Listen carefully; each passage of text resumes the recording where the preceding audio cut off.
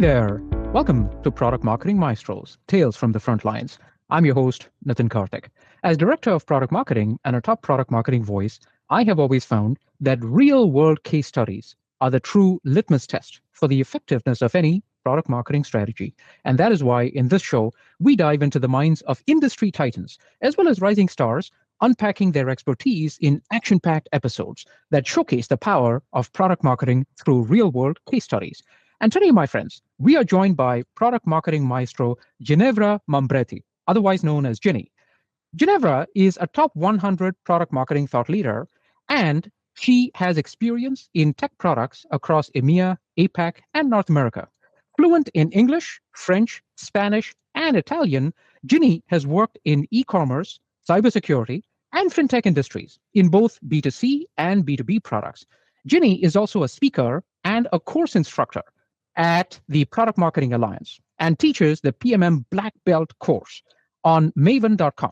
Ginny has also taught product marketing skills to more than 300 product marketers. And with that, ladies and gentlemen, let's welcome Ginevra Mambretti. Ginny, welcome to the show. Thank you. Thank you so much, Nitin, for having me. It's really a pleasure to be here. I know you interviewed so many industry great minds, so I'm really honored to be here. Absolutely, Ginny. Great minds like you is what makes the show tick. So thank you. Wonderful. So Ginny, we will share with the audience a situation from your experience today, and we will use the ABC framework. So Ginny will talk about the antecedents, what were the prior challenges. We'll talk about the behaviors, what were some of the actions that you took, and we'll talk about the conclusions, how things played out. So with that, Ginny, pick a situation from your experience and tell us what were the antecedents, what were the prior challenges? Sure. Well, I'm going to tell you a story about how to communicate a reprice that's actually going to result in a price increase for some of your customers, which is always, a bit of a tricky situation to find yourself into.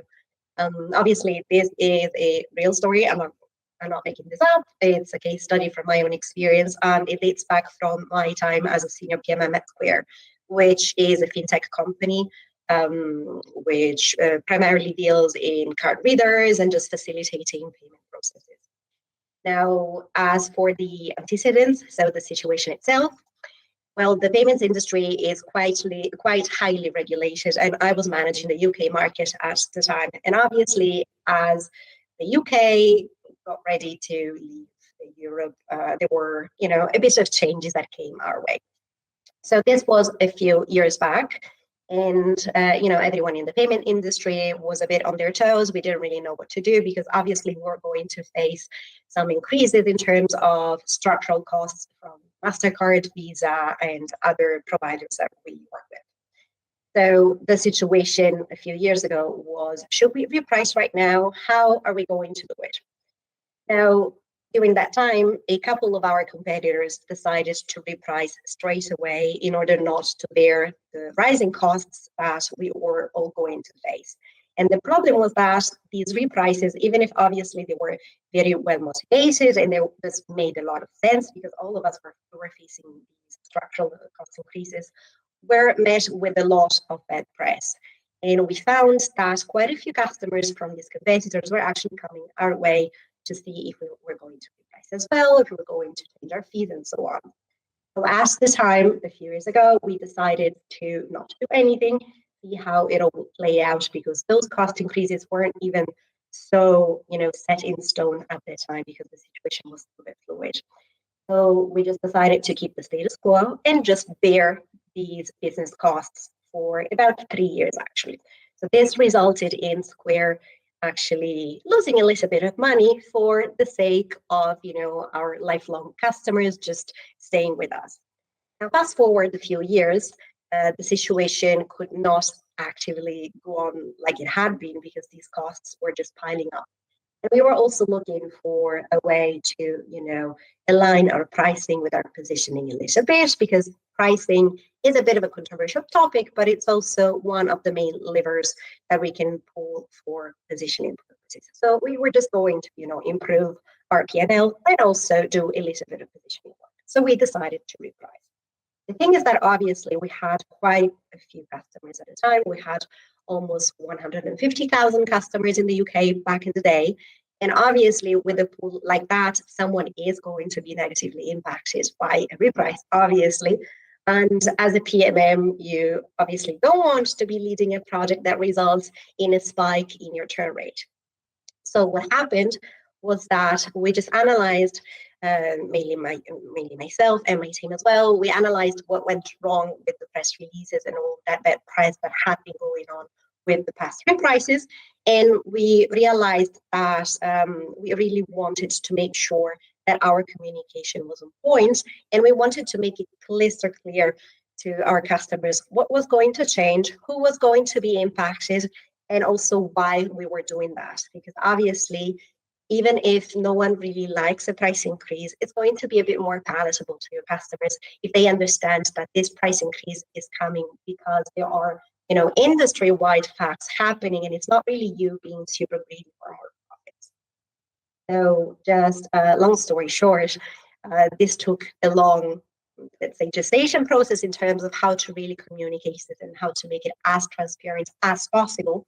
And when we finally proceeded with, this reprice, which again was very heavily regulated because the UK is a very heavily regulated market, it actually went very well. So even with those customers who had been negatively impacted, we did not see a spike in the churn rate, and we only got complaints through service, sales, and all these other funnels from about 150 to 200 customers in total, which if you think about that, it was, almost 150,000 customers, it could have been much, much, much worse.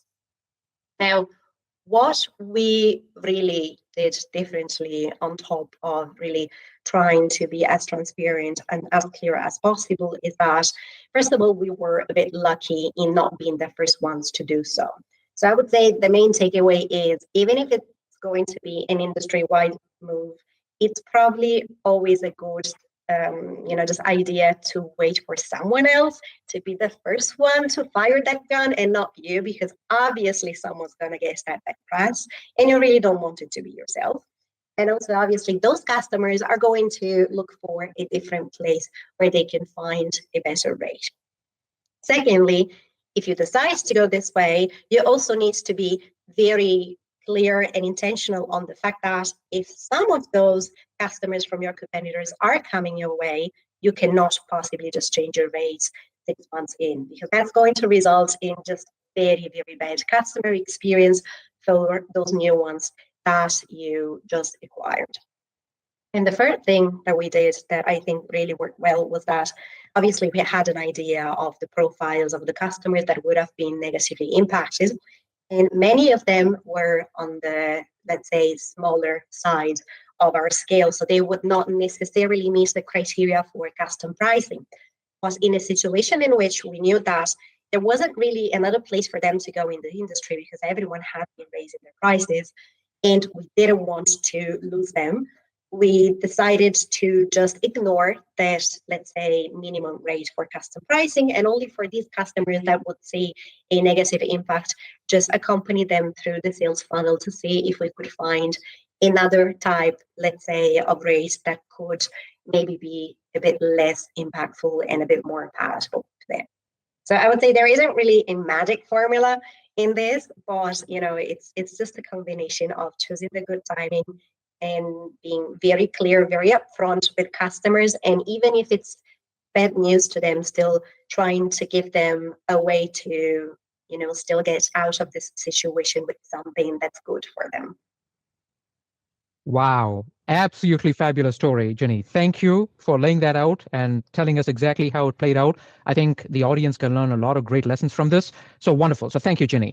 Ginny, tell us, if people wanted to learn more, how can they reach you and find out more about you? Well, I would say the main, let's say, channel for me would be LinkedIn, because I'm actually a consultant right now. I don't work in-house anymore. So I'm quite active on LinkedIn. So anyone who wants to get in touch, I'm always happy to get a DM or a call. Right? Absolutely fabulous. Wonderful. Thank you, Ginny. Folks, definitely reach out to Ginny for more great advice like this. And my friends, armed with that knowledge, onward and upward.